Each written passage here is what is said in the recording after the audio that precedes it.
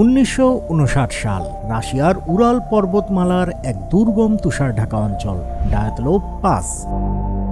এখানেই ঘটে 20 শতকের সবচেয়ে রহস্যময় ও ভয়ঙ্কর এক ঘটনা। 9 জন তরুণ তরুণী, সবাই অভিজ্ঞ স্কিয়ার ও পর্বতারোহী। তাদের নেতৃত্বে ছিলেন ইগোর ডায়াতলোভ। শীতকালেও পাহাড়ি অভিযানে পারদর্শী এই দলটি যখন যাত্রা শুরু করে, কেউ ভাবেনি এই পথই তাদের শেষ পথ হবে। কয়েকদিন যোগাযোগ না পাওয়ায় শুরু হয় উদ্বেগ। উদ্ধার দল যখন এলাকায় পৌঁছায়, তারা যা দেখে সেটা আজও বিজ্ঞানীদের ঘুম কেড়ে নেয়। একটি ছেঁড়া তাঁবু, ভেতর থেকে কাটা, মানে ভেতরেই কেউ আতঙ্কে তাঁবু ছিঁড়ে বেরিয়ে গেছে।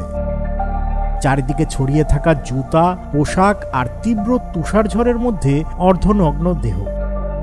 কেউ মারা গেছে হাইপোথার্মিয়ায়, কারো বুকের হাড় ভেঙে গেছে, কিন্তু শরীরে নেই কোনো বাহ্যিক আঘাতের চিহ্ন। একজন সদস্যের জিহ্বা পর্যন্ত নিখোঁজ ছিল। প্রশ্ন জাগে, তারা এত ভয় পেয়েছিল কেন? তাঁবু ছিঁড়ে তারা কি দেখেছিল? প্রাকৃতিক ঘটনা, নাকি সামরিক পরীক্ষা, নাকি এমন কিছু যা আমরা এখনো বুঝি না? কেউ বলে তুষারধস, কেউ বলে সোভিয়েত গোপন অস্ত্র পরীক্ষা, কেউ আবার ইউএফও বা ইনফ্রাসাউন্ড থিওরির কথা তোলে। কিন্তু আশ্চর্যের বিষয় হলো, সরকারি রিপোর্টে বলা হয় a compelling natural force caused by their death. কিন্তু সেই কম্পেলিং ফোর্স আসলে কি, আজও কেউ জানে না।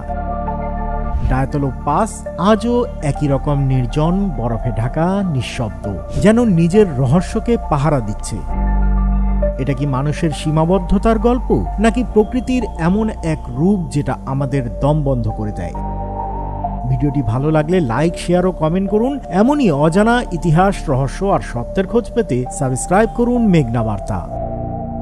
দেশ ও দশের কথা বলে।